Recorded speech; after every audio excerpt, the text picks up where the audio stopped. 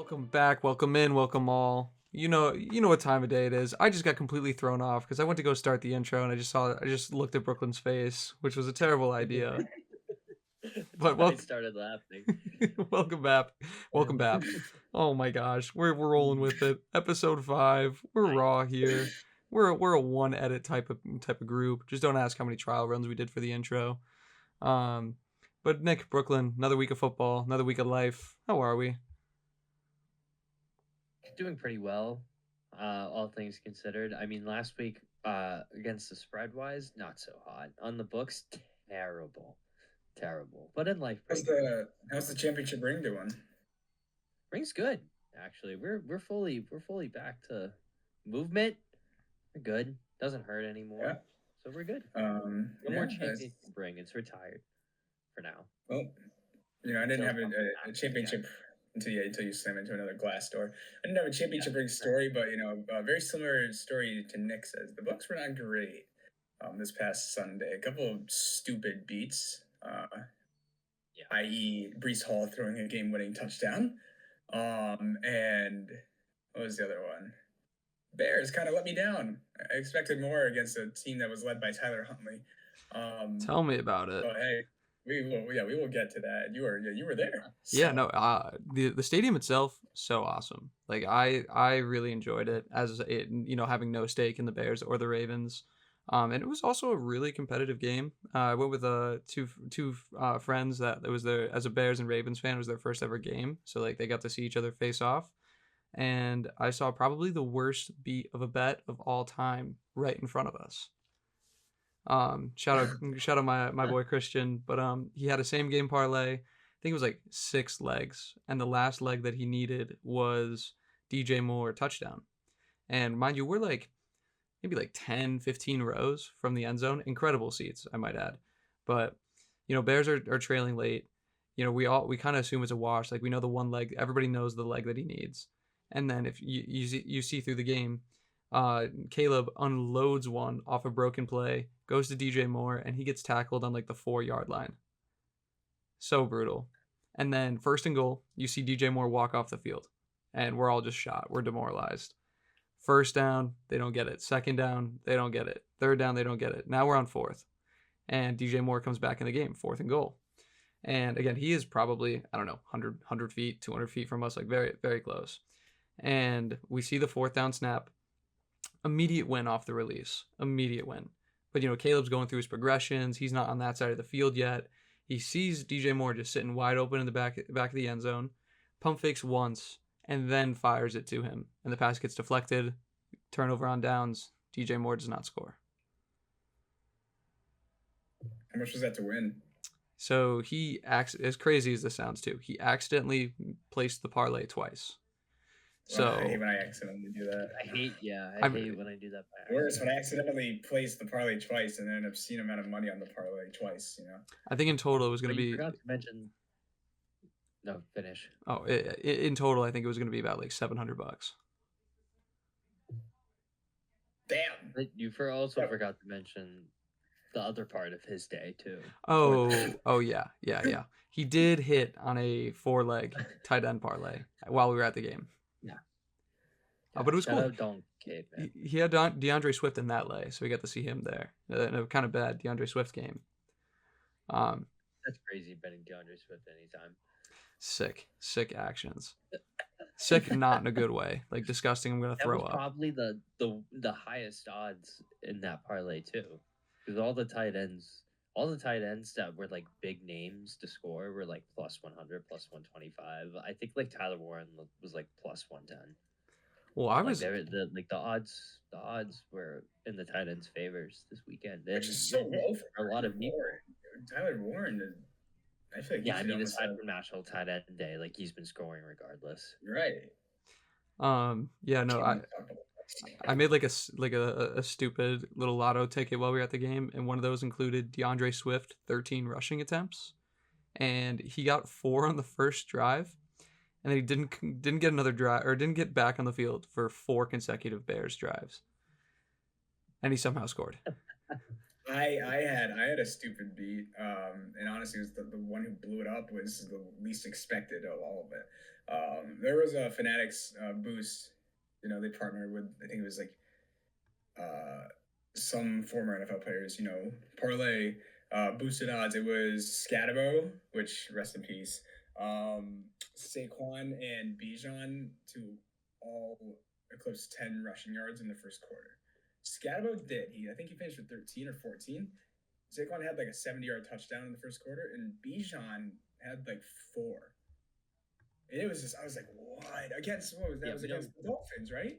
Yeah, we don't need to talk about that Falcons pick. I would, we do. We do. No, need to we don't. We No, do. we don't need to talk about it. But I was just like, It's not a shining moment of mine. All right. I'm looking at the 3 guys in that lane. I'm like, which one just blew it up for me? It's literally, well, I thought Scadabo was gonna be the one to not get 10, but it's fucking Bijan. I was like, wow, all right. So that was kind of annoying, but Yeah, good segue into our picks of the week, which, I mean, I don't fault. For the time when we, made the podcast last week, Penix was still a play, Drake London was still a play. Even then, I probably would not have predicted this big of an ass whooping, but Kirk Cousins, I guess, is just not that guy. Outside of that, speaking of ass whoopings, I don't know the exact stat, but I think it was like the first time since the 1980s that there's only been one matchup through the week where it was a 1-score game through the end of it. You had the Jets beating the Bengals. Outside of that, the next closest game was the Texans win, which I think was like by an 11-point spread. Favorites hit at a 10-3 rate last week. Shout out Miami. Shout out the Jets. Shout out Houston.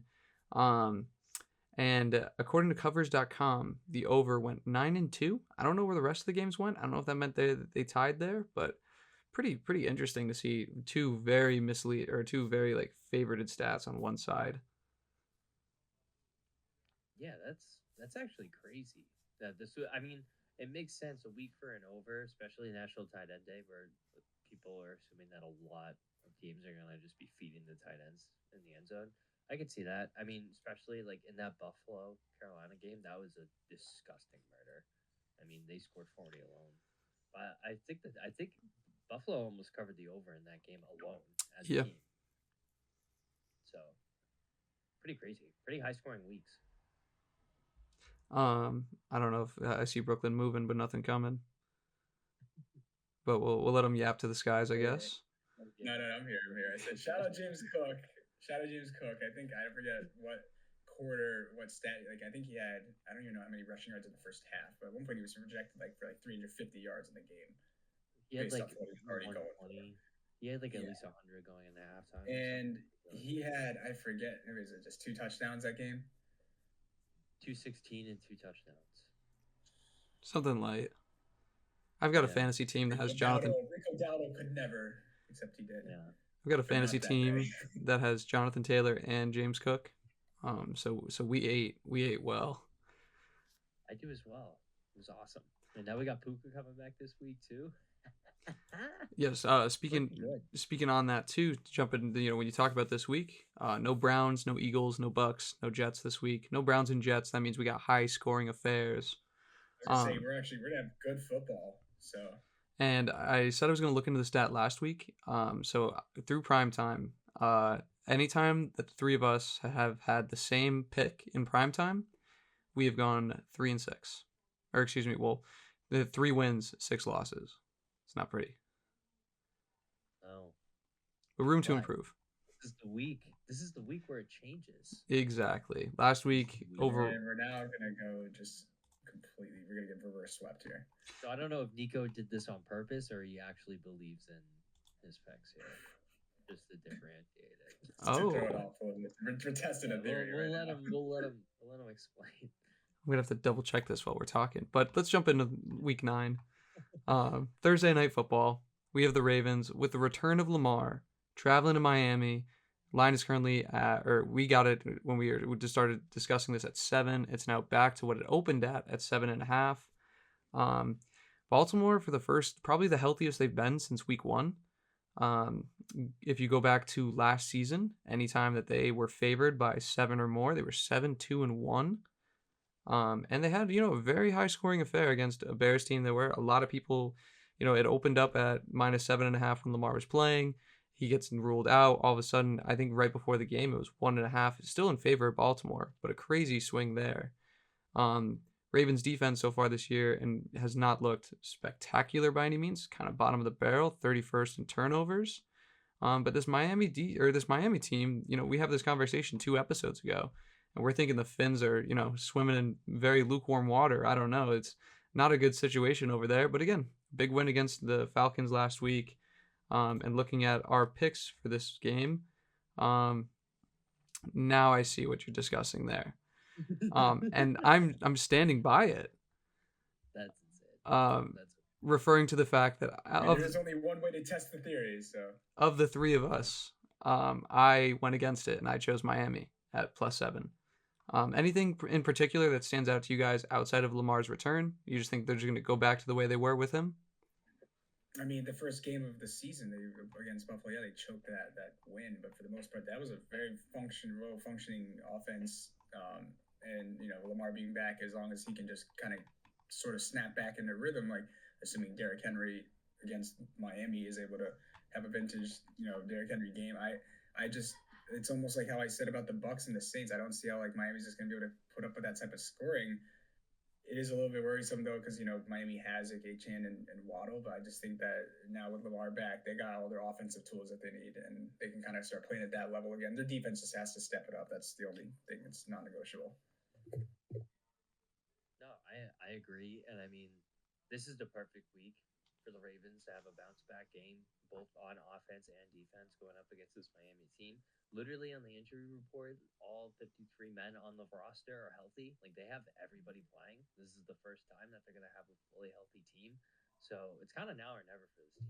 Yeah, and it's kind of like if anyone thought that they were going to be a certain team at the beginning of the year, this is kind of their time to be like, well, this is who we're supposed to be. But yeah, like Nick said, it's healthiest that they've been all year. It is now or never against the Dolphins of all people. Yeah, this should be a game that they come out with the intention of blowing them out. So now I finally got all 22, and because on my drive back from Baltimore, I was solely looking at the offensive snaps from Miami, trying to figure out what went wrong on that Falcons defense.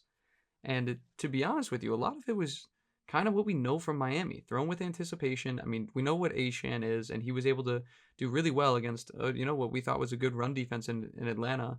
But I saw a lot of mismatch, mistakes from the linebackers from what I was looking at. There's just a lot of like randomly open plays, and Tua might have taken a decent amount of hits to the head, but he was able to find them. So I don't know. I think from this, like, we've seen Ravens teams in the past get carried by Lamar on offense, but yes, he's back. That defense still isn't anything too electric in my eyes. Especially being at home, I'm going to kind of favor the home dogs here.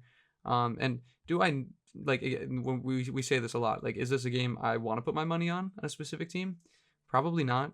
But I think if this line was like 3.5 or 4, I'd be much more confident in Baltimore. But I think they could pull out a win here, but I don't know about covering a full touchdown. I said last week that with Lamar being back against the Bears, I had full capabilities of them covering a spread. And I was the only one that picked the Ravens against the Bears, and they still covered with Tyler Huntley. They covered 6.5. Yeah, but all I'm saying, though, is if you take a look, I did some research, especially with Derrick Henry. He's actually been much better the last 2 weeks. The Ravens have been having him run the ball a lot of the outside rather than trying to run through the gap, and he's found a lot more success in the last 2 weeks.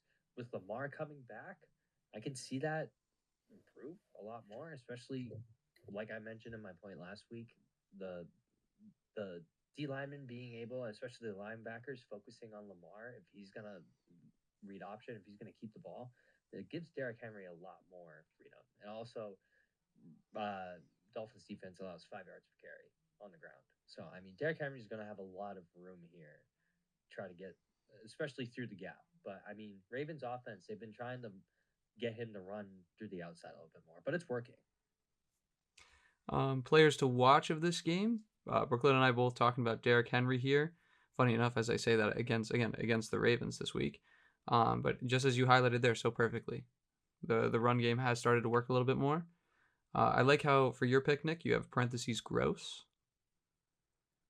Whoa. What Yeah, about Malik Washington? I said Malik Washington. And I'm only picking him because he got into the end zone last week against pretty good Atlanta defense. He's kind of like what they did with Tyreek a little bit. Like, do run a lot of jet sweeps with him. Like, utilize him more as kind of like an all around guy in offense.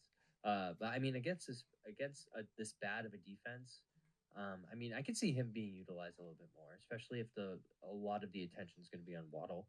I wouldn't. I would say like he's a start if you really, really need to. I could see him maybe seeing the end zone. That's not a guarantee. High guess, but I mean, I just didn't want to also pick Derrick Henry because that would have been my pick too. They could both be right. You could have we all could be on the same team. We've done it before, but I like it. I like switching it up. Definitely. Now we're into the 1 o'clocks. We got a very interesting one in my opinion. We got the Vikings traveling to Detroit, currently at 8.5, opened up at 7.5, lines at 48.5. And this is one I'm gonna slide to one of you because I see a pick of the week on the board. Yeah. I need a redemption pick, especially after last week. I talked so highly of the Falcons, and then Bijan has a career low in scrimmage yards in his career, like of all time. Like that was the lowest he's ever had. So we're going with the Lions. I like the Lions -8.5. The line opened at 7.5. They're at home against Minnesota. Some injuries to quickly go over. JJ McCarthy's making his return. Carson Wentz went on IR this week. He's getting season-ending shoulder surgery. Dude, he looked in so much pain at the end of that game. It was It was actually hard to watch. I was like, They it was let him like die.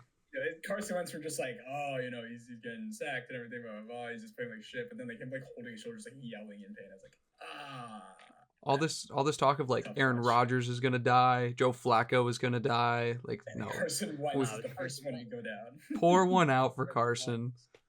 Wait, who's their backup now then? I forget the kid's name. I don't blame you. Brian something. I don't know. But yeah, this Minnesota team, Max it's been Brosmer. very interesting. Max Brosmer, that's what it is. The This kid. Minnesota team's been very interesting. I mean, it's been a QB carousel kind of all year. I mean, they had McCarthy start for a few games, and then he's been hurt, and then they got Wentz in there, and then he's been wishy washy, and now he's hurt, so they're throwing McCarthy back in there. Aaron Jones returned last week. Jordan Mason wasn't really utilized a lot. I mean, I necessarily thought that with Aaron Jones coming back, especially very quickly from IR, that Jordan Mason was still going to get a decent amount of snaps. He did not. He actually recorded 1 fantasy point. 1.6. I mean, when you look at this, that was a bad pick on my part, just because Aaron Jones getting declared active, literally very close to game time, screwed the entire player to watch thing out for me. So yeah, it was definitely tough. It's okay, but when you look at the snap count, it's very interesting.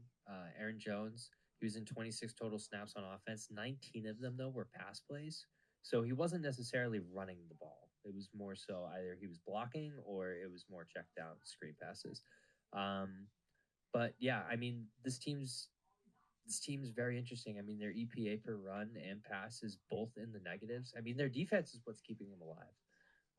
But I mean, Brian O'Neill too. I mean, he's questionable, so he might play this week. But I mean, against that Chargers team, I mean, that line looked rough. Carson Wentz was getting destroyed. It was pretty tough to watch. I mean, he was already banged up going into the game, but I mean, still. But I mean, I'm picking Detroit. I really do like Detroit. Taylor Decker, tackle for Detroit. He was questionable. He was limited going into today. Vontae Maddox too, limited. But they're favored by 8.5. Lions are 5-2 against the spread this season. They're undefeated against the spread as favorites at home this year. Third in points scored, fifth in offense according to PFF. You know, there might be a little bit of a concern. I know Dan Campbell came out. He said that they want to start splitting the carries, especially in this backfield. And that's kind of what they did last week. Gibbs, he had 136 yards and 2 touchdowns. And then Monty, he only had 26 rushing yards off of 13 carries. So I don't know if there's a cause of concern there. I don't know if it was an off week. But I definitely, especially this Minnesota team, a division game, I can see both being utilized a little bit more. I see a bounce back game for Monty. Amon-Ra, 10 targets against the Bucks. That was the highest on offense, the second highest targets, all split three. Laporta, Khalif Raymond, Brock Wright, and Montgomery in offense. Goff, when he's not getting pressured, has a passer rating of 134, which is very impressive. Vikings are 11th in sacks, so that's a key interesting thing. But I mean, I still see this team airing out the ball, and I can see definitely that's why they're favored at 8.5, and the total being 48.5. They see it being high scoring. Vikings rank 18th in run defense, but they're 23rd in tackling. They have 34 missed tackles on the year, and if you're going up against Jahmyr Gibbs, if you're going to miss tackles, that's definitely going to, shoot you in the foot. So I like Detroit a lot this week. I'm picking them. I'm putting a lot of pride in this. I really need this to pay off, but I picked Detroit already once to cover 10.5.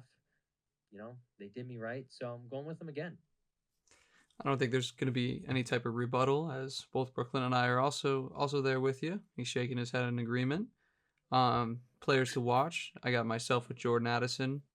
We've got you rocking Aaron Jones, no longer on that Jordan Mason. We're like that RB1 now in Minnesota. And then Brooklyn on David Montgomery. I don't know if there's anything you specifically want to highlight with those three. I know for Addison, for me, I mean, the last 3 weeks we've just seen a progressive increase. I mean, of course, before the Carson Wentz, murder, we can call it murder on a football field. But sorry, Carl. No. Yeah, I took Montgomery this week as a player to watch just because, like as Nick said, they know what they have in him, and they are definitely probably going to look to utilize him a little bit better this week. And he's always been that power back sort of player. If they get within 10 yards, I would expect to see him a lot more. Right now with some opportunities to get to the red zone, the end zone. Sorry. So I just think, it's a bounce back week for him. They didn't utilize him as much as he could have been last game, and I think it was just a little bit of an off week and big chance to come back this week. So I'm getting a little bit of a break back to back. I'm gonna sit back, relax as there's a back to back picks of the week in the notes. I'm gonna take a load off. Yeah, I want to open things up here by saying I think that this is our Colts guy. This is our team. We bleed blue type shit. I think he is an NFL industry plant. I cannot believe that. He's been doing this for a while now, and it's been a little bit of a running meme. Who the hell really goes to lengths like that to root for their team and make it like public knowledge? Like we saw that. With that Vikings and then the Chargers, like that Asian lady that was like the NFL fan plan for those broadcasts. I gotta think that this guy's he's faking it. But nevertheless, this is our Colts and this is our team and this is my pick of the week. See what I did there? There we go. I think he just loves his team, man. I think he's just dedicated to the grind. I mean, he just imagine having a nickname after like your favorite like NBA. I was just about to say, aren't you the guy that's named after an NBA team? I didn't give myself that nickname, man. That was like passed to me in like an unfortunate torch. And guy, we're like 15 years later. You could have said no. No, I actually just moved. So like they didn't know my name at all. So Brooklyn was like the only thing they did pick up. I was like, all right, I guess I'm Brooklyn. Let's talk about my pick. Your Instagram was they call me Brooklyn. No, how dare you root for the Colts? I am gonna roll Indy here. I'm just gonna start calling you Indianapolis. No. See, I wore a Dame Lillard jersey one time to school, and someone just started calling me Portland. I was like, nope, we're not doing this. Oregon.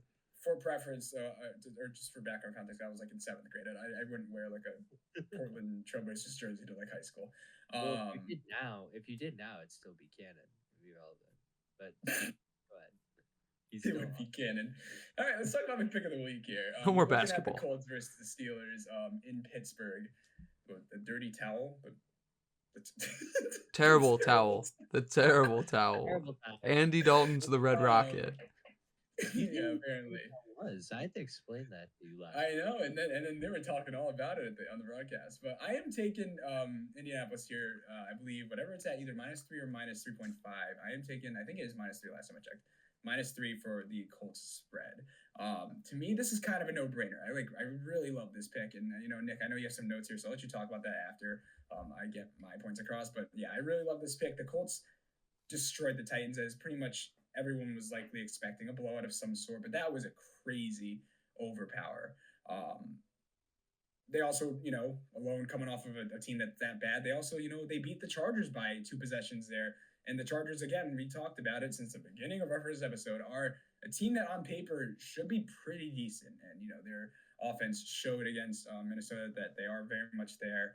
Of course, you can't really say that the Vikings had their best offensive, firepower with them, but defense still put up a decent show. I really want to highlight right now that Daniel Jones looks so incredibly in form. His completion percentage, I don't know, I don't have the number off the top of my head, has been just unbelievably efficient throughout the last 4 or 5, even 6 games. And he's thrown for 2 plus touchdowns in his last 4 games. And we're looking at the Steelers right now, who just got worked by Green Bay. I think Jordan Love, the stat was 18 straight completions on Monday night. And that puts them now at the 22nd worst defense in terms of points per game allowed, 26th worst defense overall. They're also one of the worst passing defenses currently in the league. Opposing teams average around 273.3 yards per game, and it just showed so many holes against them. When we watched Green Bay the other night, TJ Watt, really the only thing that they kept talking about on the defensive side, and he always has been the main piece. But now we got to highlight Jonathan Taylor. He had 10 touchdowns total in the last 4 games, and against Tennessee, of course, that team is bad. He averaged 12.8 yards a carry. Every time he touched the ball, he was moving the chains. Those are 2 unreal stats. 10 Right. touchdowns in 4 games, 10 12 touchdowns. yards a I carry. think Quickly, did you see on the broadcast he's the first player in NFL history to have 3 touchdowns? Yeah. 3 against 3 consecutive meetings against a team. Right. The last 3 times they've played the Titans, he's had 3 rushing touchdowns. He's the unanimous RB1 in the league, and it's not even remotely close. Now, we got to look at Pittsburgh and see, who do they have? DK, very much a dangerous weapon in terms of what he can do, but so far this season, he's been a piece of their offense, but not necessarily has been something that's overpowering any other teams you might have seen him do in Seattle. So he's very touched dependent recently, and outside of that, who is it really that they're giving the ball to? Jalen Warren, Freiermuth every now and then, but overall, Rodgers doesn't have the craziest reliable options. At least not a go-to guy is DK, but after that, there's really no fallback. Whereas you look at the Colts, you got JT to get the ball to every time. Ideally, something pretty good's going to happen after that. He's been averaging 6 yards a carry. But you also got unpredictable guys, and this is also going to play into my player of the week or player to watch for this game is Alec Pierce. You really never know what he might do against you. He could blow up for, a 60-yard touchdown out of nowhere. But you also got Josh Downs. You got Tyler Warren. That team is just very overall put together. Sunday Night Football did a great job of showing us that right now Pittsburgh isn't really anything special. Their record to me is kind of a lie of what they're actually capable of, and they put up a cool showing against the Bengals, I guess, but they lost that too. Last thing I will leave this here with is if you just look at the Colts, and this is a weird comparison. I want to kind of tie this back to the NBA. This is outside of my pick, but I compare them to that 2014 Atlanta Hawks roster. Everything's clicking in all the right ways. Their records very good. They look very good every single game. God knows if they put him into the playoffs where they're gonna go. But in the regular season, they got the momentum going. I think they clear this game by at least -3. And also, if you look at money percentage, public bets, all of that is heavily swayed towards Indianapolis. So I was able to grab this line at +100 odds. Happy with that. If you can grab it around then, or -3 around something that's reasonable, go for it. I think this is a lock. Whenever I see Tyler Warren on the field, I go, wow, that guy reminds me of all-star Al Horford. Or I look at Josh Downs and I was like, I take my glasses off. I go, is that Kyle Korver on the gridiron? But I like that analogy. And I go, I was gonna say, how do you feel about that little tie back? I kind of because you look at the Falcons, you look at the Hawks that year, and they were so efficient. That record, I believe. What's that? They won 60 games. Right, and you look at the Colts right now, and they're just on a roll. But then you get you put them into the postseason, you don't really the Hawks did not pan out there. and you put the Colts into the postseason. That I don't know if they really go that like, as far as we think. But right now, when games are a little bit more like you can afford to lose one, they look pretty good. So Yeah, I couldn't agree more there. As across the board, three of us are all on Indy. Players to watch, like you said there, Alec Pierce, deep bomb threat. Like you see that ball go up, and I'm so confident when you see him on the other side. He just made so many unreal catches this year. Um, Kind of the flip side, kind of the same thing for the Steelers in this case. Like I do expect them to be playing from behind, and DK will be getting his targets, rightfully so, in the end zone. So I think this is a nice bounce back spot for him. I really like the player you're highlighting this week, Nick. Yeah, Roman Wilson. I like the pick. I mean, Rodgers kind of was targeting them a lot last week, and he found the end zone. I expect to see him at least get a little more usage, especially if this Colts team is going to be airing the ball out, especially a lot. I mean, Jim Warren, he'll probably be utilized a little more in the pass game than the run game, especially if the Colts go up 2 scores pretty early. But I could see Roman Wilson, the rookie, getting a lot of usage. Yeah, I mean he's gonna that wide receiver 2 spot really isn't known. Like I think it's still a fight. So I think it's kind of up for grabs. You saw Calvin Austin kind of take a decent amount, but if he works off that good Sunday night performance, could lean that way. But I'm rooting for it. I think that's a cool pick to have. I share my few stats. Just Oh yeah, a few fire away. interesting notes I have for this game. One thing, Daniel Jones under pressure only has a 50% completion percentage. They're going up against Cam Hayward, who's the number 1 rated defensive lineman on PFF, highest graded. So I mean, this will definitely be a big test for this Colts offensive line. But against this Steelers secondary, though, I mean, Jordan Love, you just talked about it, 18 straight completions. That was this past game was the second highest attempts he's had in the game this season at 37. So Green Bay had no problem airing out the ball, and they had a pretty easy time doing it. So that could also bite them in the foot. So just a few things to look out for. I also, not about this game, but talking about the Colts, I did in fact off of last week take Colts at 19.5, and I was smiling through it.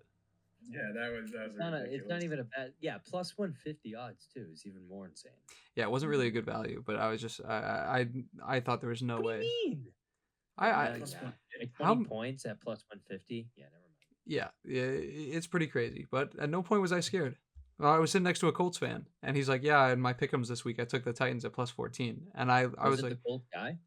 No, I was gonna say, it really flunks my theory of like they don't exist. Like apparently you were with one. I went to a Ravens Bears game with a Bears fan, a Ravens fan, a Colts fan, a Lions fan, and then myself as the Pats. We're in the Lions jersey with his compression underneath, like he was about to get some reps. I was like, oh, this guy think he's doing. I think it was a hoodie. I don't know. He's getting 2 shout outs on the pod today. That's nuts. Yeah, I know. Keep moving, keep grooving. Little Super Bowl rematch. We got the Falcons traveling to New England. Crazy enough, opened at 2.5. When now back to 5.5. Although when I made the doc, we're sitting at 4.5, and I'm gonna take that number because so far through this episode, outside of my my Miami pick, this is the first time we've got a little bit of a disagreement. I'm riding New England. Nick's on New England. Pretty hard not to be honest. I mean, you've seen the Falcons that are a little banged up. We don't know what type of Falcons team we're getting on a week-to-week basis. Like they go out and beat the Bills. They get smacked by the Panthers. They may had a good game against the Vikings. They get dusted by the Dolphins. Whereas for New England, I mean, I talked about last week that I thought the Browns defense was going to be their biggest test of the year so far, and I think they passed every single one of those. Rushing game was efficient. Passing game was efficient. We knew they weren't, the Browns offense wasn't going to do much, but you didn't really see the Pats struggle. So I think for me it was a really easy pick going with the Pats at 40 or at minus 4.5. What stands out for the Falcons, Brooklyn? Taking a chance on this of saying, last game we saw Kirk Cousins obviously, and previously against San Francisco, you're going against McCaffrey. You're bound for him to be the one who makes or breaks that game for you. With the Falcons not really having like their strongest offense out there, and I'm also really weighing heavily on what the injury report says. But if Penix and possibly Drake London, who are planning on practicing, if they are good to go, I think you see a much different game than you're currently, taking it for face value. Now, of course, if they're out again, then yeah, I'm going to switch my pick there. But I also kind of, I'm going to say that, that Falcons defense got burnt, and that's, not a reflection of who they have been. They were, and they still are stat wise, a top 3 defense right now in the league, just overall.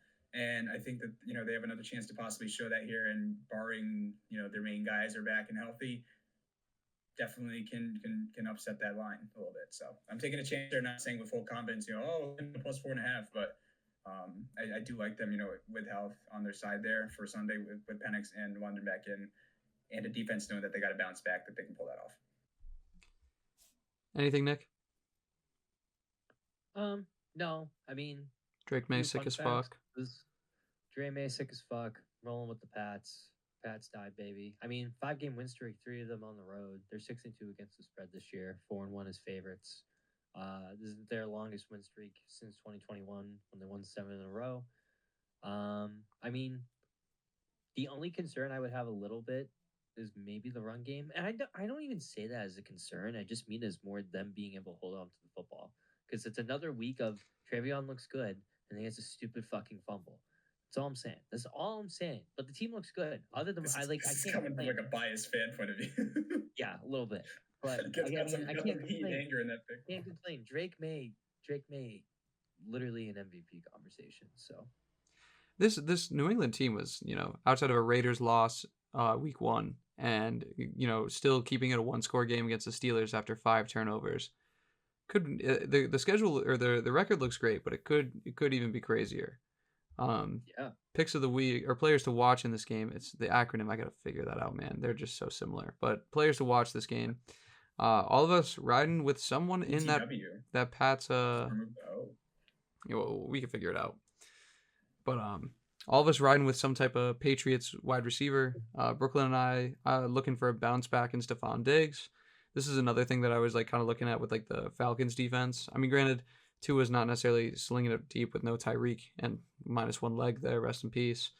But outside of that, like looking at the film for Miami last week, it was a lot of just intermediate passes. Right around the I think the farthest one I saw for a completion through the air was maybe 13 yards. And Booty, as Nick has as his player to watch this week, he's gonna be your deep threat. Might find he's not a guy that's gonna get many receptions, but if he does haul it in, that's gonna be a big payout. And I think the script might go a little bit more in Diggs' favor with a lot of quicker passes, little 5 yards, little 7 yards here. So if you're in a PPR league, I love Diggs. Yeah, that's why I just picked Booty just because he's a really dangerous receiver after the catch. He gets a lot of his yards post catch. So I just like them in the game sense. I mean, if he finds the end zone, then yeah, fantasy start, why not? But I mean, he's proven that he can find the end zone. It's just how this team's coached. Just coached so much better. I mean, these guys can clearly play. Like even Pop Douglas, he's pretty good. I mean, it's just... I almost wanted to shout him out, but I chose Diggs. Yeah. But yeah, roll Pats, baby. A little bit of an crazy ugly line here. This one not the prettiest to discuss, but Carolina going to Green Bay, playing the Cheeseheads. We got at 11.5, now 13.5. Over under at 44.5. And it looks like Bryce Young is going to be playing this week, which is big.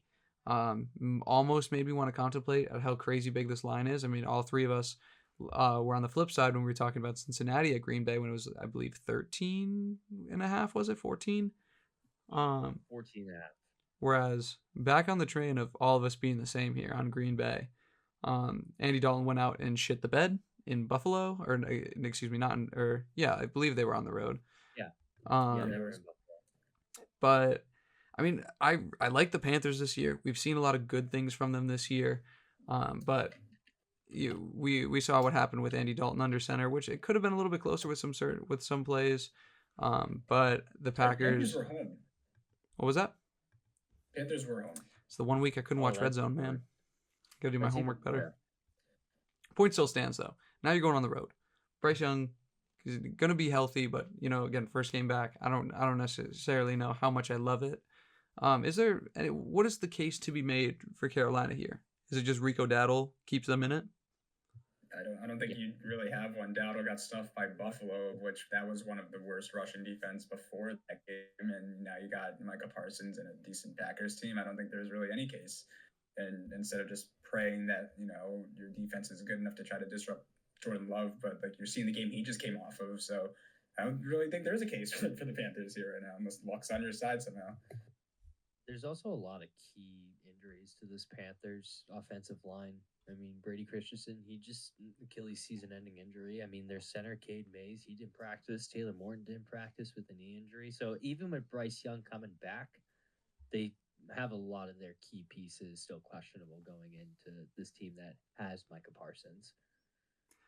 Players to watch this game. I made a note of Packers RB1 because you saw it against the Steelers that Emmanuel Wilson was getting a little bit more play than normal. There's been a little bit of injury issues with Josh Jacobs. If he does end up playing, it's going to be Jacobs. But if he is ruled out, I think regardless, this is going to be a good game for the Packers run game. And again, we're all on the Packers. Players to watch, all on the Packers. Nick taking Christian Watson. Brooklyn taking Matthew Golden. You guys are going to be fighting a little bit. You're going to see a deep ball go up, and you're both going to be praying that it's your guy on the other side of it. Well, I don't know if you saw the recent the drama between Golden in the final 3 minutes of or maybe 5 minutes of the game against the Steelers. He was he still hasn't caught his first touchdown, right? I don't believe so. But they drafted him pretty high, and they know the guy he can possibly be from how explosive he can be, and he had a wide open look to get in there, and Love just looked the other way and kind of threw it to Dobbs, I think, or something like that. And it was literally, or was it Malik? No, I said this could be the week. I was like, who the fuck's Malik? Malik but yeah, I was like, who the hell is Malik on the Packers? But no. I think with that drama coming up, and now Golden had some social media subliminal stuff going on with that. They want to get him his first touch, and they want to see what he can do, and they drafted him that high for a reason. I think he could bounce back right now. If a receiver posts on Instagram, makes a cryptic tweet, but not even all of that. Matthew Golden deactivated Instagram. That's what it was. I might have to take a ladder there. You might have to just put the house on it. It's bound to happen at some point. Very quickly, Panthers ranked 20th in coverage according to PFF. All their corners, all their DBs allowing 50% catch rate to receivers. Their worst one, Mike Jackson. He's been targeted 44 times, and he's allowed almost 400 yards to receivers. I'm sorry, Mr. Jackson. 139 yards after the catch. I am for real. So even J.C. Horn, their star corner, he's been targeted less. I think he has 10 less targets, but he still has almost 400 yards let up receiving. So I like Golden or Watson, but strictly for the deep bombs, I'm going with Christian Watson. I would also take it for the deep bombs. I think that they're going to definitely look to get Golden a little bit more work this week. Moving forward, I don't know how much time I want to spend on this game. We've got the Chargers heading to Tennessee, everybody's favorite. I don't know about you, but I love watching the Titans play football. Said nobody, not even Titans fans. There's a lot of interesting stats in this game. I can't understand why this line opened at 7.5. Then we saw the Colts roll in there. It's minus 14. It's what the hell? I think that just shows they needed something. I think it shows the injury woes of the Chargers. But they're pretty, healthier they've been in the last couple of weeks. We saw Joe Alt come back last week, and that made a big difference. But I think this is another save for the Panthers, man. I don't even want to, we could spend 2 minutes on this max. Chargers minus 10.5. If you're putting anything on Tennessee, I don't know, man. I hope you got a therapist or something. What do you need? The number. What do you need to feel to have to willingly put money on the Titans? I don't know, man. What type of rush do you need? Punishment should be you have to place $100 bet on the Titans win the Super Bowl. You're just throwing away The $100. Super Bowl. Fantasy right. punishment. Burn Or to $100. win the AFC. How about Just to win? light it on fire. Never mind. How about just to win the division? I'm No, still I lighting mean it on fire. There are this Titans really, really bad. Some 4%. interesting stats that I found. Sorry, go ahead. Go ahead. 4% what? 4% of the public has bet on the Titans money line. 13% on the Chargers spread, or no, for the Titans Double spread. digit 3% of the money is on the Titans to win. That's a lot of money. That's a lot of money.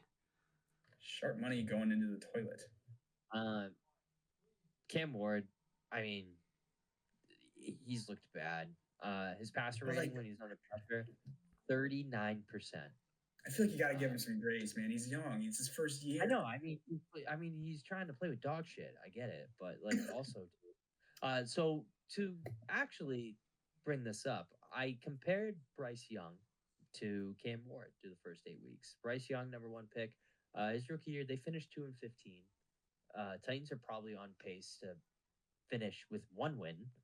But if you look at the difference, Bryce Young, 8 weeks, 1,200 passing yards, 11 touchdowns, 5 picks. And he had a 61% completion rating. They finished 2-15 though. Cam Ward through 8 weeks, 1,600 passing yards, 5 touchdowns, 6 picks. 57% completion rate. I mean, both playing with dog shit, but clearly one can figure it out and one can't. Not necessarily saying Cam Ward isn't talented. I mean, this Titans team's really bad. But if you look at some of the decision making that he makes, and I mean those 2 fumbles where he just tries to wind up to throw the ball and then Physically, just don't know how that happens, man. you just don't know how that happens. I mean, it's tough. I don't know, man. I don't really blame too much on Cam Ward just because the situation around him is. I thought Bryce Young's was bad his rookie year, but this is way worse. So you got a little bit of nerves. You're down in the game. Hiring your head coach before 2 months into the season, like it's tough, especially as a rookie. Like that's definitely gonna throw you off. Imagine your head coach being like, "I can't wait to do all the work that we have in store here in Tennessee," and then he just gets fired.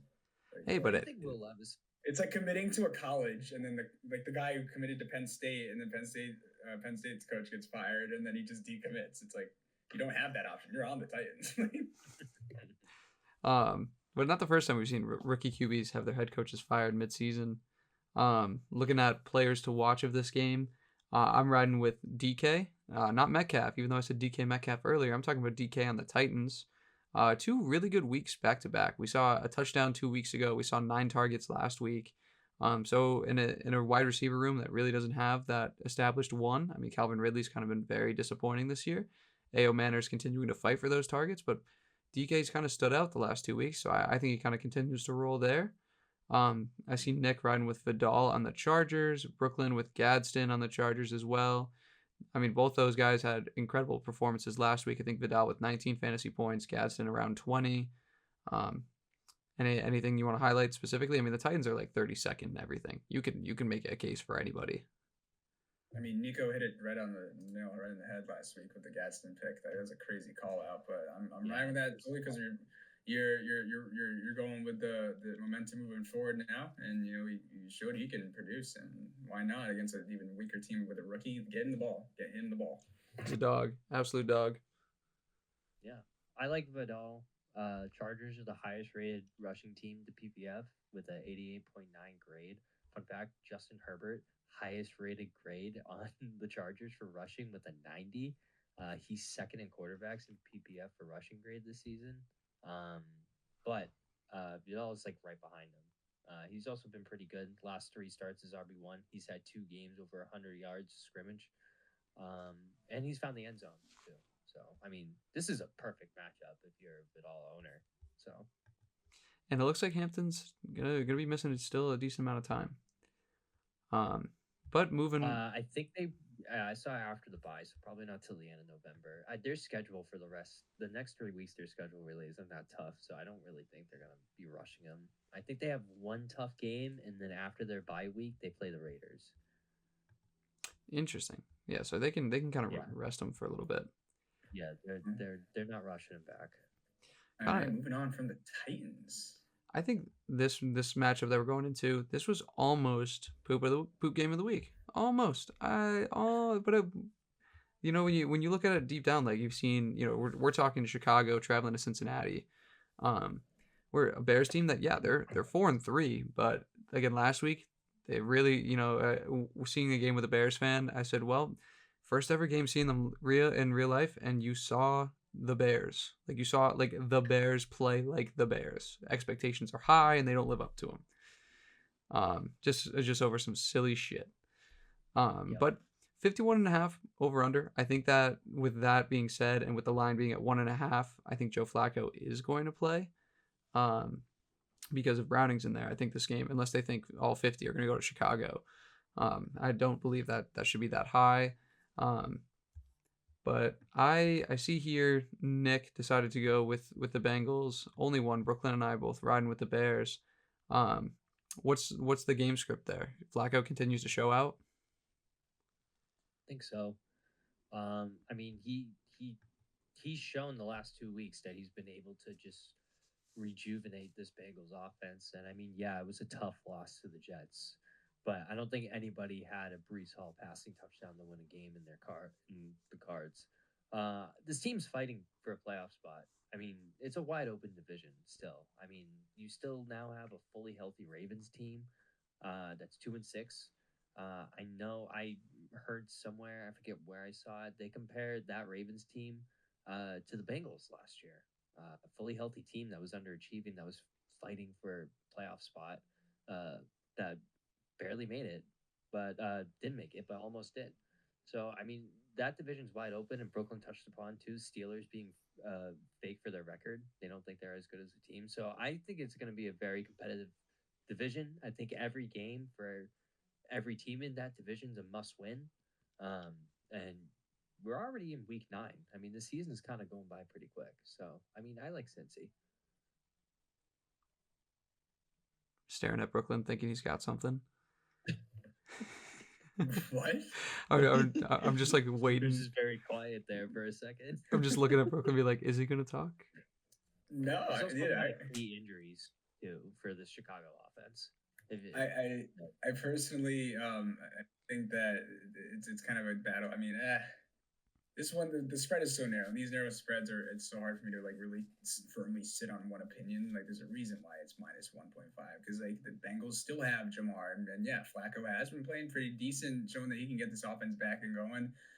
I just think you look at that Bengals defense that still just isn't great. Like the Jets of all people, Brees Hall throwing a touchdown against you. You know, just another shitty showing on how the Bengals can't. And that was a crazy loss to win that game. But you know, you got Caleb Williams and decent connections right now. You said Moore was injured, DJ Moore. Yeah, he still hasn't been practicing. I mean, it also could be a precautionary thing because it's still with the same injury. Right. Just wear I think the Bengals. Sorry, not the Bengals. I think the Bears. Sorry, go ahead. The Doomsday was added today to the injury report, though. He didn't practice. Heel injury. Luther Burden too. He didn't practice. He's dealing with a concussion. And well, then those are all very much things to monitor, and obviously if those lean towards not playing, that's going to completely sway opinion. But if they are good to go, assuming they are, I still think the Bears are they're a hit or miss team. I think against the Bengals, they're definitely in line to be overall just the better team, just overall.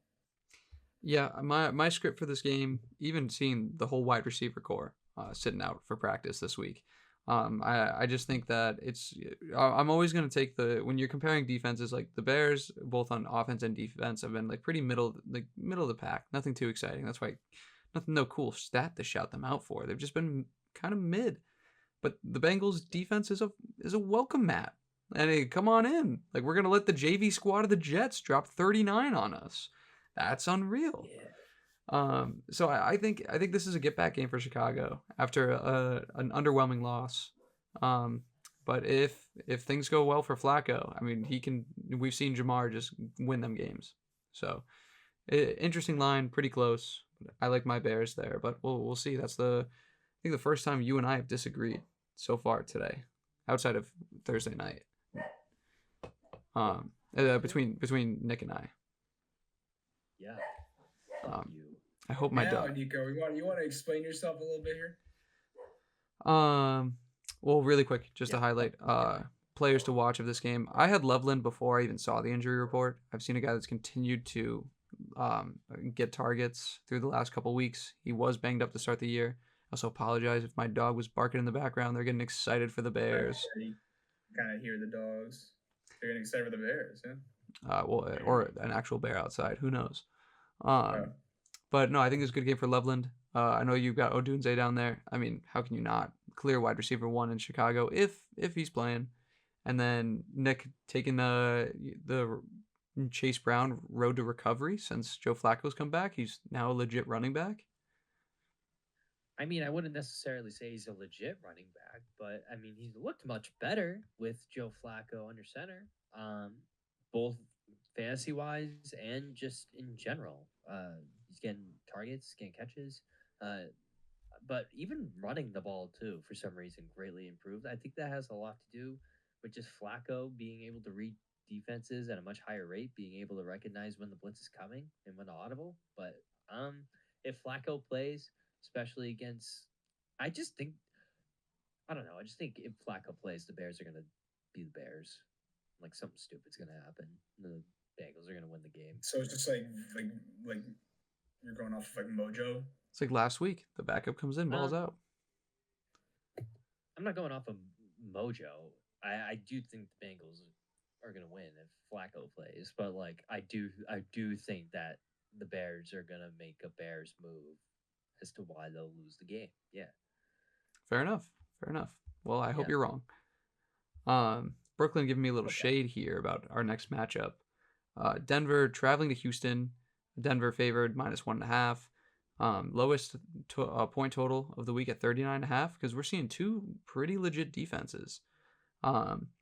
With that being said, one of the big stars for the Broncos defense, Pat Surtain, is going to be missing. I think it's like 4 to 6 weeks.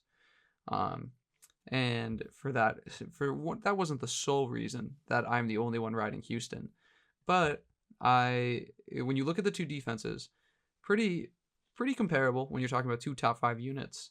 And for me, it came down to you lost your cornerback one, and with that, I kind of would put the Texans defense overall above Houston or above Denver.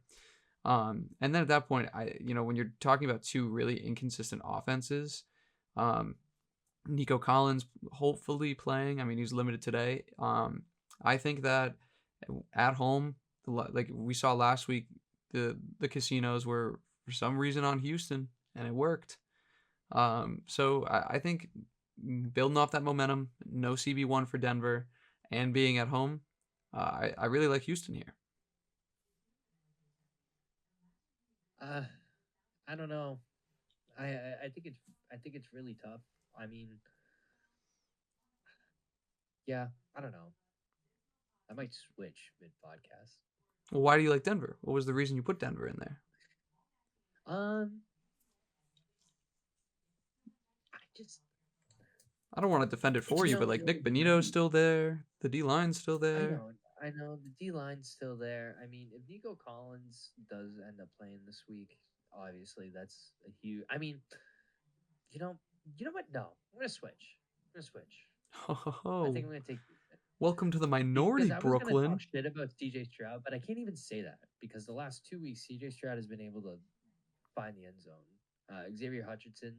And yeah, but that game against the Seahawks was ugly as hell. Like that. I know, but they looked pretty good against the Niners. I mean, Stroud looked really good against the Niners. I mean, this could be the game that Woody Marks gets going. I mean, I was gonna defend Denver, but I just think about that Giants game, and like I understand, but like if that was any other team, I don't think that Denver comes back and wins that game.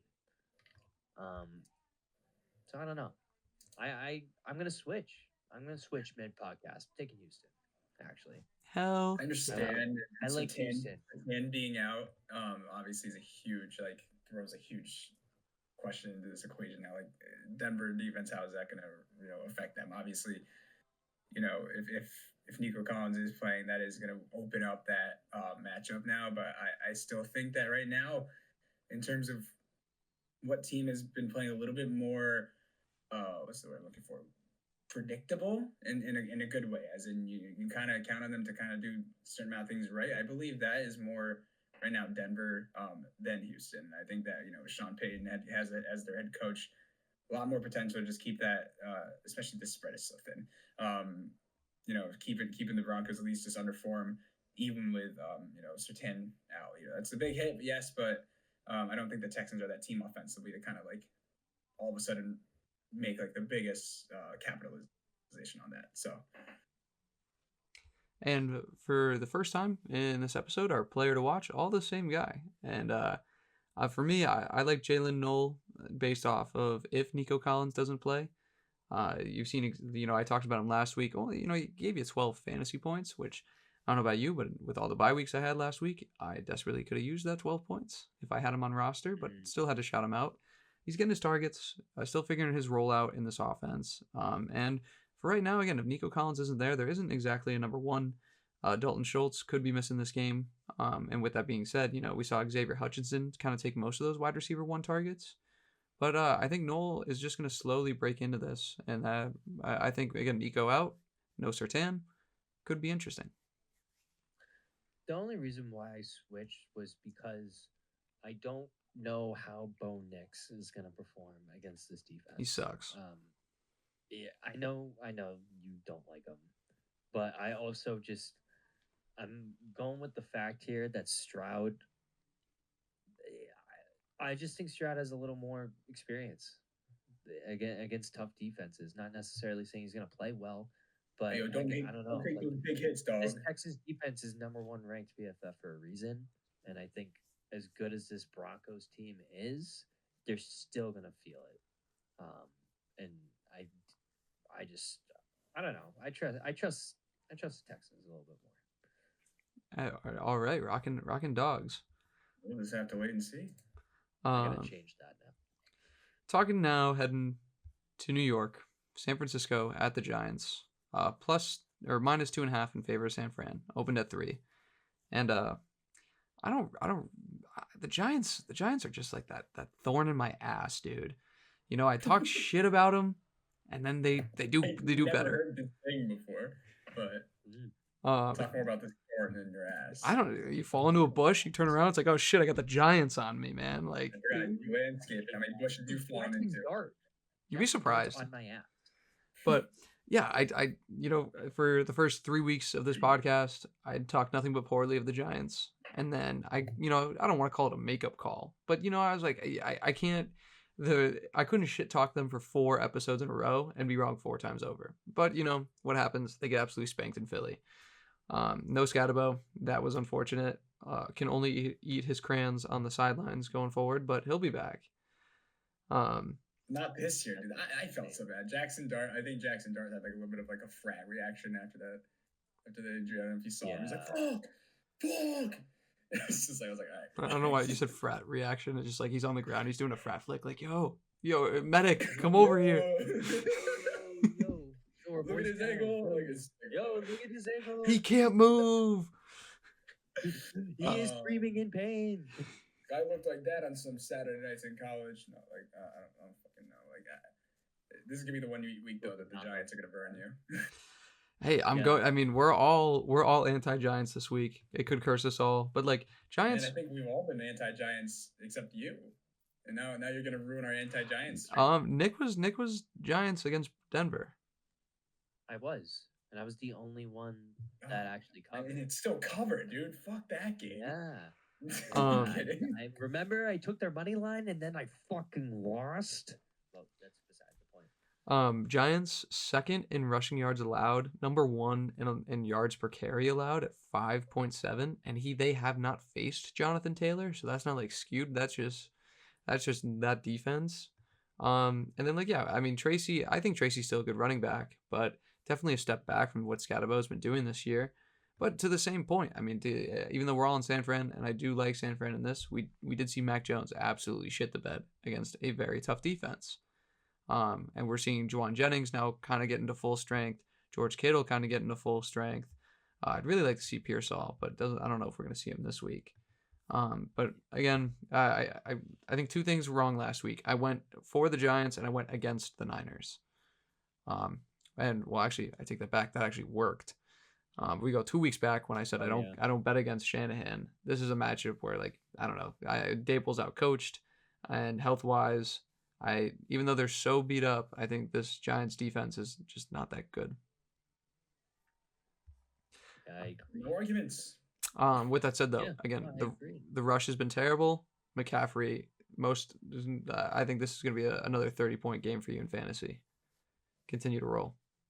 Brooklyn's on Kittle this week.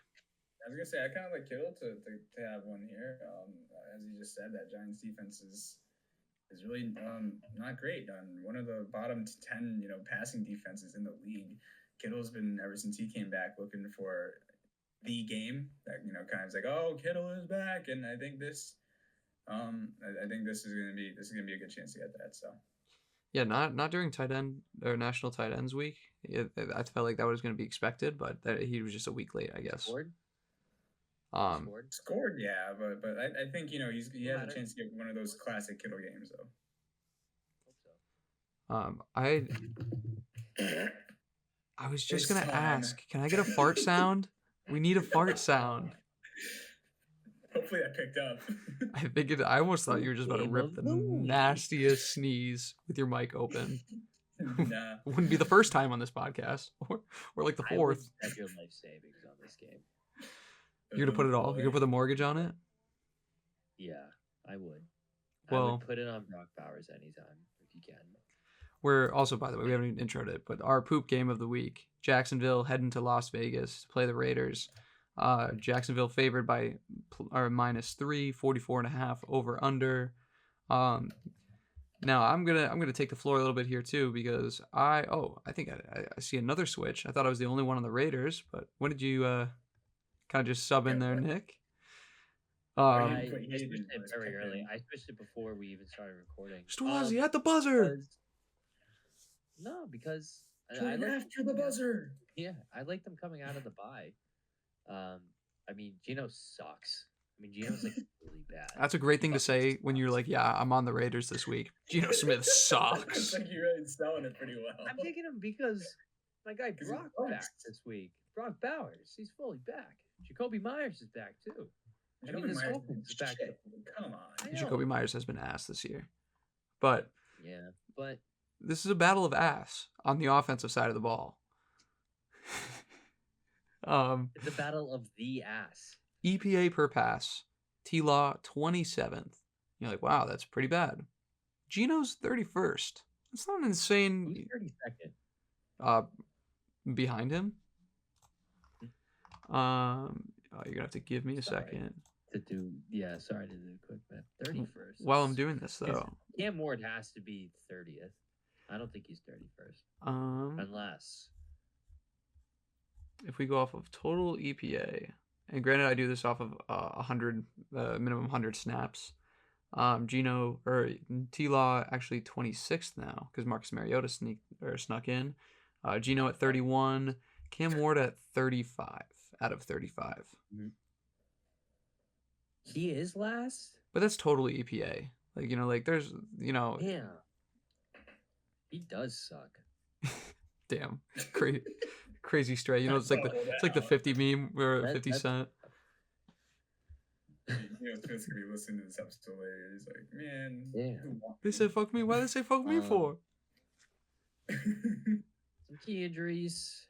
BTJ, he was limited today with a shoulder injury. Okay, Dr. Seuss. Patrick also. Can you rhyme Patrick?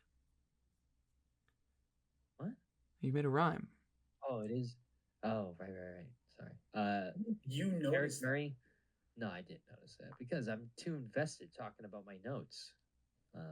Bowers fully practiced. Max Crosby, he didn't practice with a back injury. I don't know if that's rest though. Looks like he's gonna play. But that's the only thing that I really saw on that. Yeah, he'll probably play. First time the Jags are road favorites since 2023. I thought that was kind of interesting. T-Law also this season, as I talked about, hasn't been great EPA per pass, not per pass, per play. It was EPA per play. But if we go straight into his passer rating, he's been in the negatives. He's been saving it on the ground. And when you look at the game scripts of the Jags, their best offensive games have always been establishing the run game, whether it's T-Law in his legs or ETN in his. And we're looking at a Raiders team that's got the 4th highest EPA per rush. Really surprising to me. I didn't think there was much on this defense, but hey, we know Max Crosby is there. And T-Law last year, they walked into Oakland, they walked into the Raiders' hometown, and they lost 19-14 in favor of the Raiders. So one of I picked the Raiders before, and they haven't treated me so good, but I think this is going to be a surprising one for most. And I think Geno sucks, but he's not going to suck this week. I think he sucks, and I think he's gonna suck this week too. Like the Jags are still top 3 in takeaways. I think they're 8 right now, right behind or right in line with the Colts. Sorry, no, they have 10 right behind the Colts, and the Bears actually have the most interceptions in the league. 4 fumbles forced by the Jags, and it's just like you look at the Jags defense in terms of generating turnovers against a guy who basically just gives them out. And also, if BTJ is injured, you got Travis Hunter stepping in line here for a possible big game. Raiders defense, not horrible, but at the same time, Jags defense gonna hopefully play to their strengths here and cause Geno to panic and makes just some of those throws that he's known for. And that's really the main reason I'm really leaning with the Jags this week for that spread. Not because I think that they're gonna be like, they're the better team or anything. I just think that they're gonna put Geno in some tough spots to make some of those throws. I think that they are. I mean, obviously I have a -3. I like them to win. It's just I think that that's going to really be heavily relied on by their defense, which has shown throughout the weeks that they can cause turnovers. Players to watch. Also, coming off a bye week, you get a lot of time to recoup. Players to watch here. I think this is going to be a good game for Genty. Again, I think whatever team wins this game is going to clearly make it known through the ground. And it's the best back in this game. I see Brooklyn's riding Travis Hunter again, and then Nick with a nice welcome back for Brock Bowers, expecting something big here. I am. I miss my Pookie. I do too. I have him in too many leagues. He kind of needs to save my year. Yeah. I know. My pick of the week. Waited so long. You guys got to say yours so finally. early. Early. Oh, I get to take a break. Yeah, I'm gonna grab something to eat. For me, on this one, when you look at it, we're talking Saints traveling to the Rams, -12.5 in favor of the Rams. 43.5 point total. We're seeing a lot of injuries for the Saints. Kamara's now questionable. Shaheed could be dealing with something. And we're seeing Tyler Shuck's first NFL start.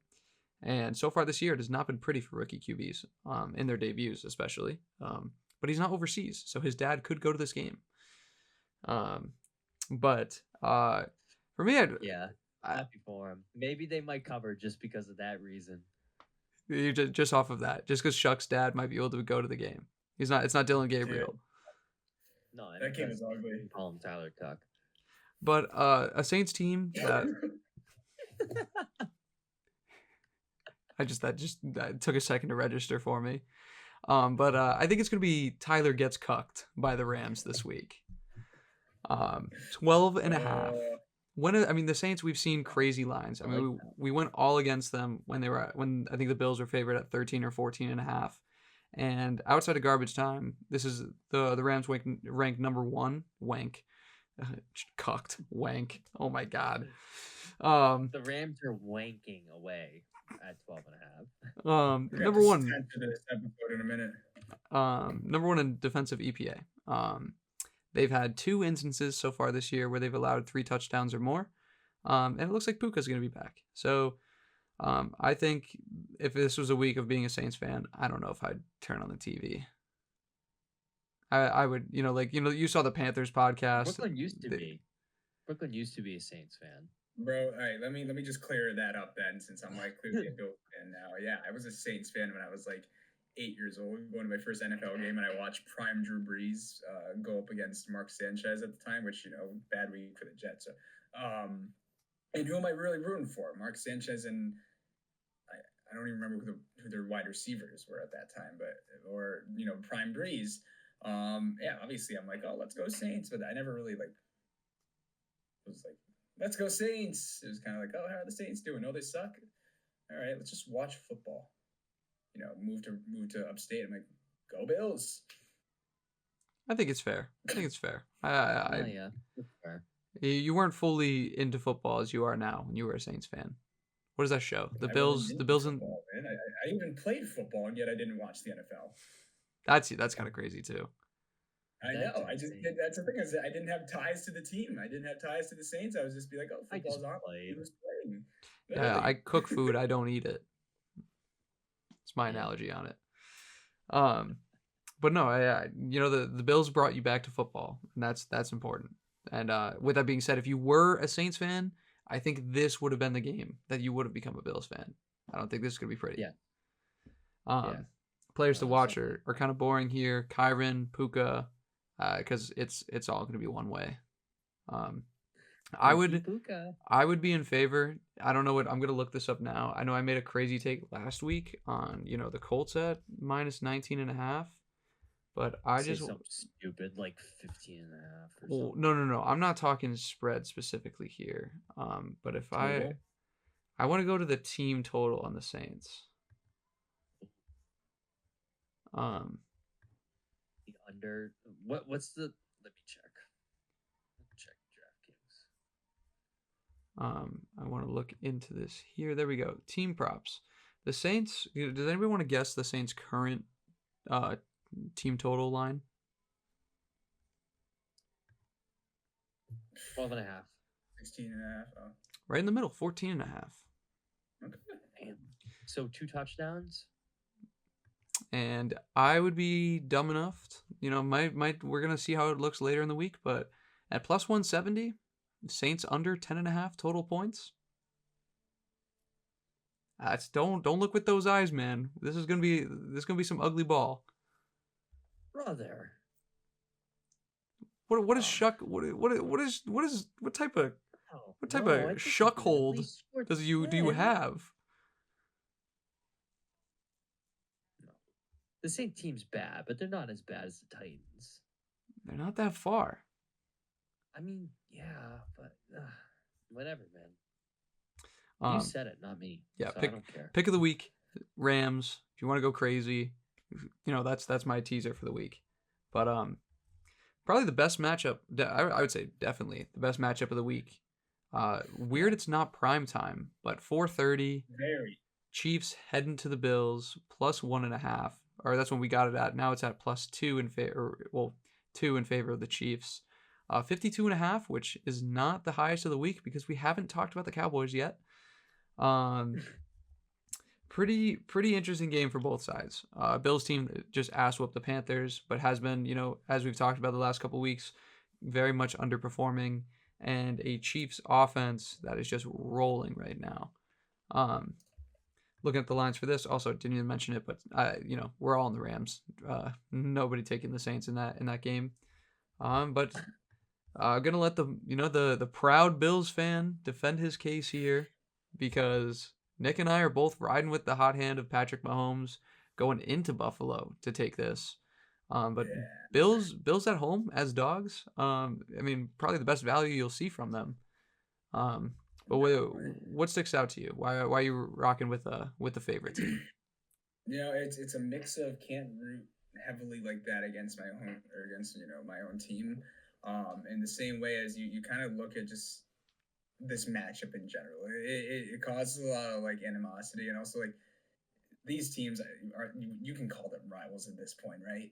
Like in a way, like their history is just so crazy, and I want to just point out some historical facts between this matchup, and it goes a lot in Josh Allen's regular season record against Mahomes right now. He's 4-1 overall against Patrick Mahomes, but the weirdest thing is Mahomes is 4-0 against Josh Allen in the playoffs.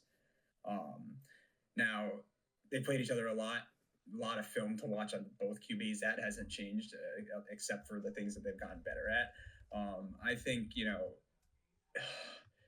I can't say that with confidence. Buffalo plus 1.5 is so narrow again. I'm really taking them just to win at that point. I can't say with confidence. I'm like, God, but I think Buffalo is absolutely going to pull this out. But both teams are very efficient on offense, and and I know Josh Palmer is he ruled out officially. So is Pacheco. Buffalo did a great job of stuffing the run against Dowdle and Hubbard in terms of what we all thought that game was going to turn into. If we see Matt Milano, that could possibly be a big influence just in that secondary, and also he was a full participant today. Palmer. Fully. No, Milano. He'll Milano. Okay, so that's even better. That linebacker group gets a lot of much needed help there. If they can continue, and now with Pacheco out especially, if they know that they got to contain Mahomes, watch for him to be scrambling, but also, it's a lot of just know your matchups. The guys who are going to burn you, Kelsey, Rice. Keep an eye on Hollywood, and it's just I think that these teams have played each other so much that there is enough to know about each other to make this a very competitive game that the Bills could possibly steal, especially being at home. That's going to be a tough atmosphere for Kansas City.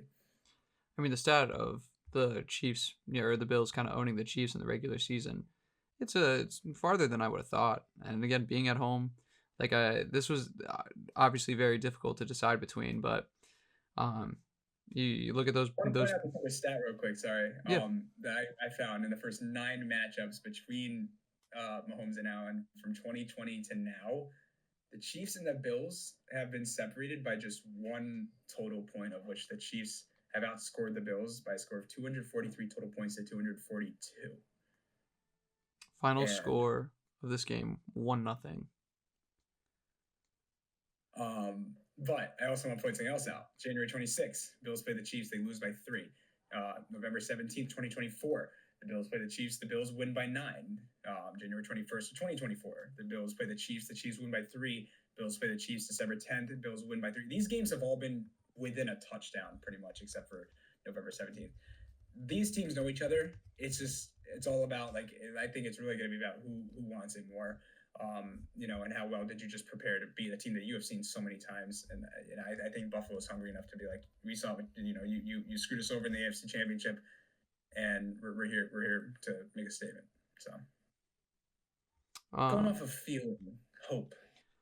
The last 2 times that the Chiefs traveled to Buffalo, they were both dogs, plus 2.5 both times. And they split on that, winning one, losing the other. So definitely going to be a crazy game. And this is another one I'm not really putting money on one side. Maybe the over. I think that could be entertaining, but yeah, maybe the over. I just want to watch this without having the stress. Just to enjoy football. This is going to be a good game of football. It's going to be a really good game. To watch that game, but if it's if it's like with a family, they're dying. Honestly glad it is at 4:30 so I can watch it. Yeah. No bedtime for that. I gotta wake up at 3 a.m. I imagine all the bars in the area are gonna be busted around 4:30. No, that's gonna be. I mean, I would not. If I were you, I would not go. I would go out to a bar. I would want to see the atmosphere. What's your ritual for Bills games every time? My ritual. Every time you score a touchdown. My ritual. Ritual I got thrown into last time I was watching a Bills game with, I won't say who, but it's just every time they scored, take a shot, and so that I got my first glimpse of that this past week. So thanks, Carolina. You got me feeling. Yeah, Carolina got me feeling pretty good around 1:45. The game was not even over yet. So that's insane. Your first week, and it's the Panthers ass blasting. Yeah, come watch the Bills for us. I'm like, oh yeah, and they're like, oh, Bills scored. Who wants Fireball? And I'm like, I'll take Fireball. And it's 2 minutes later, James Cook runs into the end zone. Who wants Fireball? I'm like, did he lag out a little bit for you there too? Yeah, I was I just heard you laugh. I pray for your liver when they play the Dolphins, because that could be scary. Yeah. Well, they. Oh yeah, no, they didn't. I'm thinking of the Jets. Our players to highlight of this game: Rashee Rice from both Nick and I. Just so consistent, man. 9 for 9, 93 last week. Just if there's any guy to target, that's gonna be for props and such. That's the guy to go to. And Pacheco. Also Seth Holmes. Huh?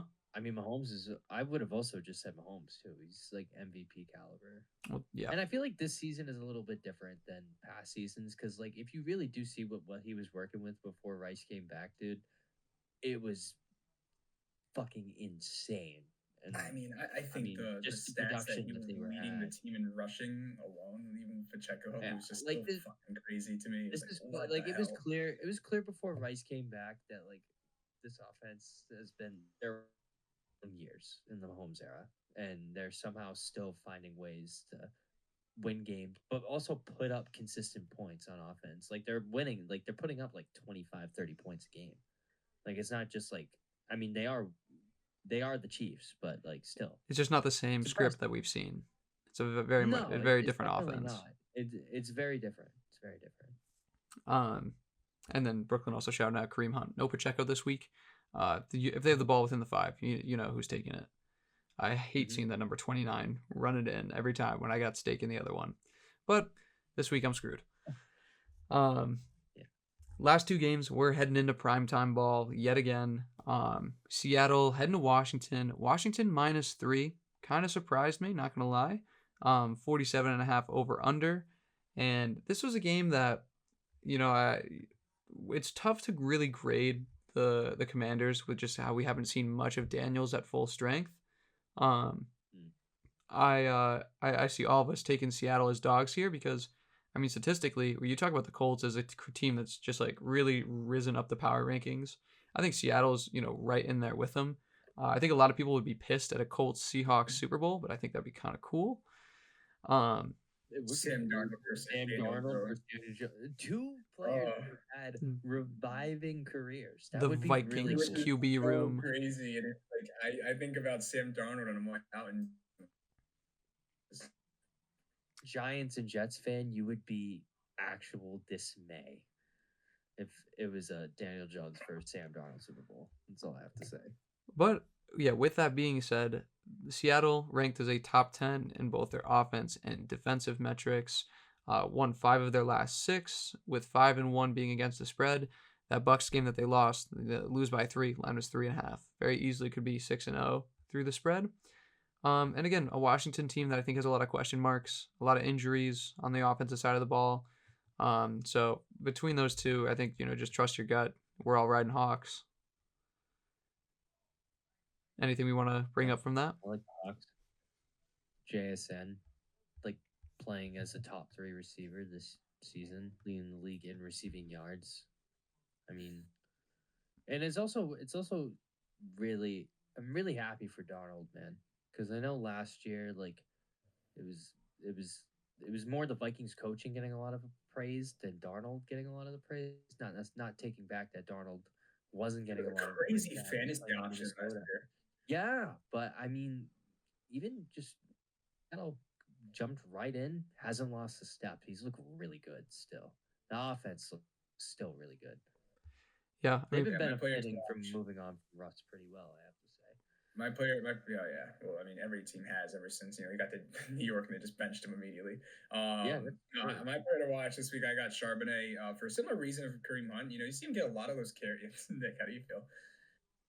It's just, I mean, I have Charbonnet in leagues too, but it's just so. You don't have him in lays. This is the healthiest that Ken Walker has been, and they're just not giving him the ball on the goal line. I just don't understand. And that's the exact reason I'm taking Charbonnet, is because he is getting those goal line touches, and these plays that are highly likely to turn into a touchdown. A lot of them are going to him. So, and I think that Commanders, defense itself is just not. It's pretty banged up right now. Overall, just not great.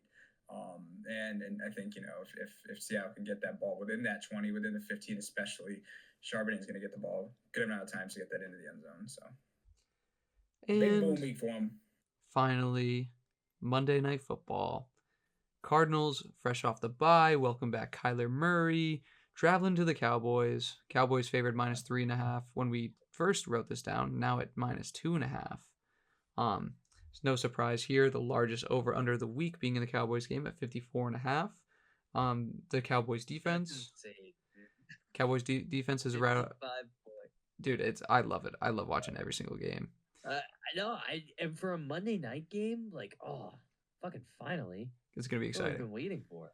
Yeah. Cowboys defense has allowed 30 total touchdowns this season. Their games as a total are averaging over 60 points.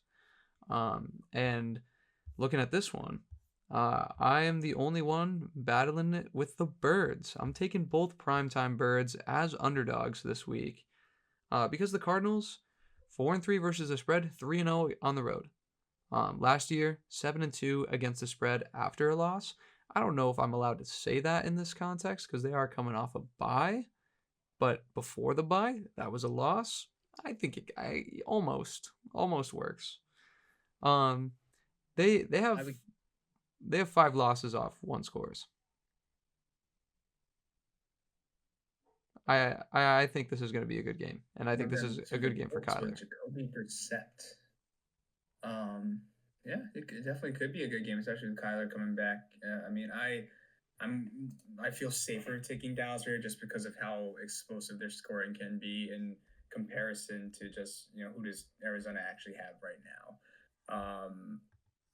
But with that being said, I'll just put my player to watch out there already. I think Marvin Harrison has a possible breakout week right here against plenty of opportunities against a very horrible Dallas offense.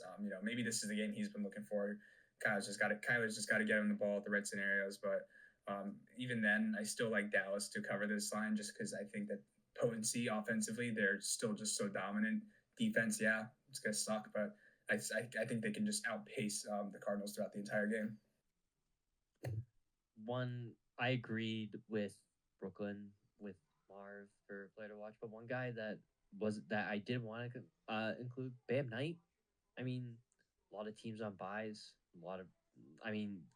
good running back flex option if you really do need it. I mean, especially against this Cowboys defense. He'll probably get his touches. Found the end zone a few weeks ago. Young. I could see it, especially if it's just like a much needed pickup. He has production. He's there. And with Kyler coming back, it's a good sign. I remember when he first scored and we were like, who the fuck is Bam Knight? It's like right up What kind of name is that? I'm like playing Xbox. I'm like, Nick, look at your red zone.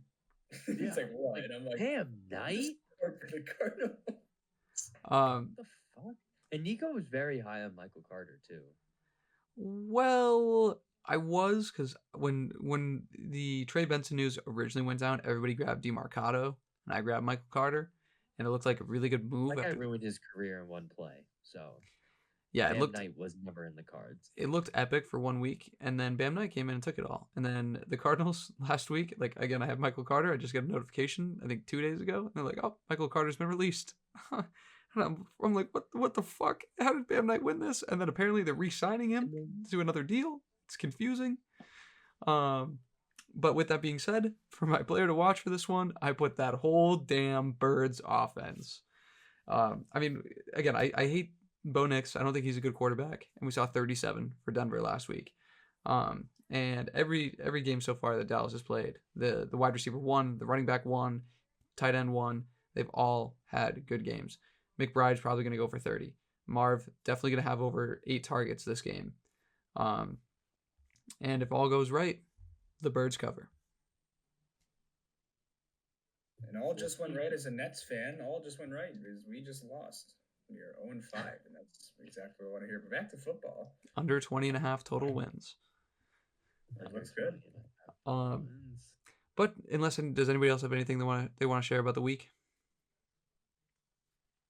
Head shakes across. Picks of the week. We have Brooklyn riding the hot hand of the Colts, -3 on the road against Pittsburgh.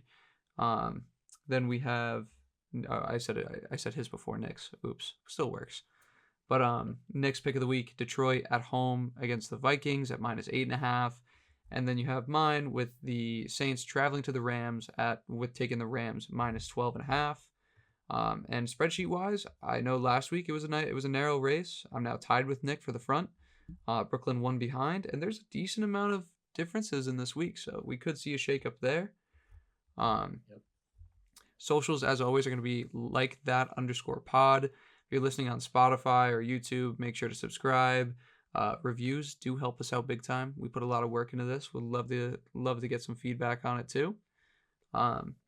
But guys, I wish you the best this week when it comes to your bets, your fantasy lineups, and I just want to see a good week of football.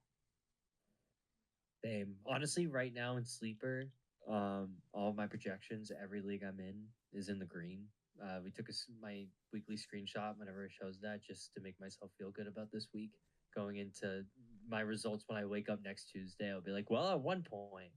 Yeah, at one point I was projected to win. Granted, it's a lot of teams that just haven't fixed their lineups because of the bye, because it is Wednesday. But I'm a fantasy freak, and I check it every day. So, I don't know about you guys. Oh, I do same. every day. Same.